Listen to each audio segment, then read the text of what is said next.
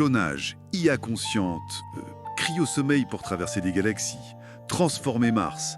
Le cinéma de science-fiction, ça nous fait souvent rêver, ou parfois un peu frissonner avec toutes ces idées. C'est vrai, ce sont des thèmes très forts. Mais si on regardait un peu derrière le rideau, où en est vraiment la science aujourd'hui? C'est un peu notre mission là. On va essayer de confronter ces grands thèmes de la SF avec les dernières avancées scientifiques réelles, celles qui sortent de publications sérieuses. Exactement. Voir ce qui relève du fantasme et ce qui commence peut-être à devenir tangible. Voilà. Qu'est-ce qui est à portée de main? Qu'est-ce qui reste purement imaginaire? Allez, on explore ça. On commence par quoi? Le clonage? Premier arrêt, ouais. Oui, le clonage. Omniprésent dans les films, hein. Et justement, il y a eu cette nouvelle assez récente, des chercheurs chinois qui ont réussi à cloner un singe rhésus. Ah oui, je vois. Une première pour l'espèce, et il a survécu plus de 2 ans apparemment. Alors on se rapproche. Alors oui, c'est une prouesse technique indéniable, surtout grâce à une nouvelle méthode de reprogrammation des cellules. Mais attention, Attention. attention aux conclusions trop rapides. Le rendement est incroyablement bas, vraiment très faible. C'est-à-dire? C'est-à-dire un seul clone viable à la fin sur plus de 100 embryons transférés. Donc on est très très loin des armées de clones qu'on voit au cinéma, quoi. D'accord, donc la facilité déconcertante des films, on oublie. On oublie complètement pour l'instant. Et puis, évidemment, ça ouvre d'énormes questions éthiques, hein. Rien que d'y penser pour l'humain. Oui, rien que d'y penser. Donc, cloner un humain sur commande, c'est pas pour demain. Et ça soulève de sacrées questions. Bon, et créer la vie carrément... Ah, l'autre grand fantasme. oui, On a vu passer ces infos sur des embryons modèles créés en labo, avec un semblant de cerveau, un cœur qui bat. Ça fait un peu froid dans le dos, non? oui, on parle de modèles embryonnaires synthétiques. Alors, il faut bien comprendre leur but. Ils sont très utiles pour étudier les tout premiers stades du développement. Sans utiliser d'embryons classiques, j'imagine. Exactement. Sans utiliser d'embryons issus de fécondation. Mais, et c'est crucial, il faut être très clair, ils ne peuvent pas se développer en un organisme complet. C'est impossible. Ah, d'accord. Ce n'est pas Frankenstein. Non, ce n'est pas la création d'une vie autonome de A à Z. C'est un outil de recherche précieux, mais un outil. C'est différent aussi des travaux sur les cellules minimales où on essaye de créer la vie la plus simple possible. Deux choses distinctes. Compris. Bon, après la biologie, si on attaquait la physique elle-même, le temps, l'espace, le terrain de jeu favori de la SF, hein, Mhm. je pense à Interstellar, par exemple, le temps s'étire ou se contracte.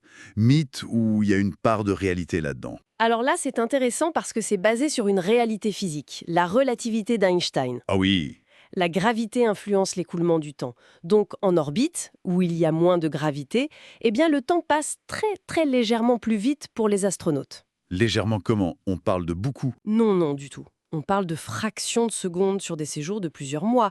Donc rien à voir avec les distorsions temporelles énormes des films, quoi. D'accord. Pas de vieillissement accéléré ou ralenti spectaculaire. Non. Et pour l'autre grand fantasme, le voyage vers le passé via des trous de verre. Oui. Mathématiquement, c'est exploré. C'est envisageable dans certaines équations, mais ça reste très spéculatif, extrêmement théorique. Pourquoi? Les paradoxes. Voilà. Beaucoup de physiciens pensent que la nature a des sortes de garde-fous. Il y a cette idée, la conjecture de protection chronologique. En gros, l'idée que les lois physiques elles-mêmes empêcheraient les paradoxes temporels du genre tuer son propre grand-père, ce genre de choses. Fascinant, hein? La nature qui se protège elle-même. Et pour rester dans l'espace, mais pour les voyages au long cours cette fois. Le fameux cryo-sommeil. Est-ce qu'on y arrive? J'ai lu qu'on avait réussi à plonger des rongeurs dans un état proche de l'hibernation, avec des ultrasons. Oui, ça c'est une avancée intéressante, effectivement, pour induire une hypothermie contrôlée et surtout ralentir le métabolisme. C'est une piste. Une piste pour les voyages spatiaux? Peut-être, mais aussi potentiellement pour des applications médicales ici sur Terre. Mais attention, ce n'est pas encore la suspension animée totale sur des décennies, comme dans Alien ou Avatar. D'accord, on est plus dans le refroidissement contrôlé. C'est ça. Par contre, là où ça progresse bien, c'est dans la cryopréservation d'organes. Ah oui, Oui, on a fait des progrès, notamment avec la vitrification. C'est une congrélation ultra rapide qui évite les cristaux de glace. On a même réussi à congeler, puis réchauffer et greffer un rein de rat avec succès. c'est énorme ça. Wow, oui, c'est très prometteur. Mais le grand défi, ça reste le réchauffement. Surtout pour des organes ou des tissus plus gros. Il faut réussir à réchauffer très vite et de manière uniforme, partout en même temps, pour éviter d'abîmer les cellules. Le point faible, c'est le réveil, en quelque sorte. Exactement. C'est là que ça coince pour l'instant pour des applications à plus grande échelle. Ok. Autre sujet qui fait couler beaucoup d'encre, l'intelligence artificielle. L'IA qui deviendrait consciente. Ah, le grand classique. Blade Runner, R. Voilà.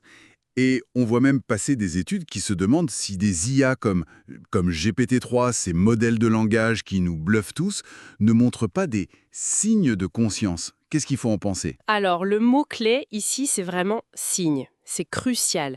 Ces recherches, elles explorent des indicateurs, des comportements, des structures qui pourraient ressembler à ce qu'on associe à la conscience. Mais ça ne veut pas dire qu'elle est consciente. Non, absolument pas. Ça ne prouve en rien une expérience subjective vécue de l'intérieur. Déjà, définir la conscience, c'est un casse-tête philosophique et scientifique énorme. Alors la détecter dans une machine? On en est loin. Très loin.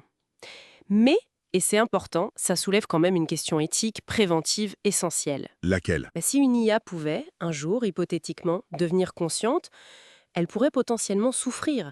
Et ça, c'est une réflexion qu'on doit avoir dès maintenant, je pense. Oui, anticiper avant d'y être confronté. C'est sage.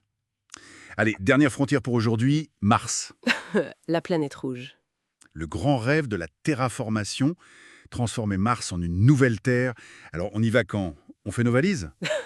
Pas tout de suite, si on en croit la NASA. Ah, Le verdict est assez clair, pour l'instant en tout cas. Avec la technologie actuelle, c'est non. pourquoi? Qu'est-ce qui manque? Principalement le CO2, le dioxyde de carbone. Il n'y en a tout simplement pas assez sur Mars, même en libérant tout ce qui est accessible dans les roches et les glaces. Pas assez pour quoi faire? Pas assez pour recréer une atmosphère suffisamment dense et surtout pour déclencher un effet de serre assez puissant pour réchauffer la planète, au point d'avoir de l'eau liquide stable en surface, par exemple. Donc même en y mettant tous les moyens, ça ne suffirait pas. Avec ce qu'on sait faire aujourd'hui, non. Après, il y a d'autres idées, parfois plus extravagantes qui circulent, mais rendre une planète entière habitable, c'est un défi d'une complexité absolument colossale. Ça nous dépasse largement pour l'instant. Bon, alors si on essaie de résumer un peu tout ça, la science, elle avance à une vitesse folle, c'est clair. Elle vient parfois titiller la fiction, lui donner un semblant de réalité, Oui, c'est vrai. mais le passage du laboratoire à la réalité façon Hollywood, c'est souvent beaucoup plus ardu, plus lent et rempli d'obstacles techniques ou éthiques qu'on imagine. C'est exactement ça. L'écart se joue souvent sur l'échelle passer d'une expérience réussie en labo à une application globale.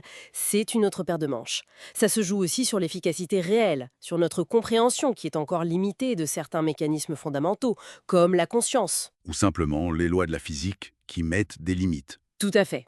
La science progresse pas à pas, par étapes successives, pas par sauts magiques comme on le voit parfois au cinéma. C'est plus laborieux, mais c'est aussi ça qui est passionnant. C'est vrai. Bon, une dernière petite pensée peut-être pour la route, avec les bons qu'on voit en ce moment en IA, en biotechnologie. Quel concept de SF, qui nous semble encore très lointain aujourd'hui, pourrait finalement nous surprendre et arriver plus vite qu'on ne les pense? Bonne question. Difficile à dire. Et surtout, est-ce qu'on réfléchit assez collectivement aux implications, notamment éthiques, avant d'y être vraiment confronté? C'est la grande question en effet. Avoir le débat avant que la technologie ne nous dépasse, c'est un défi constant.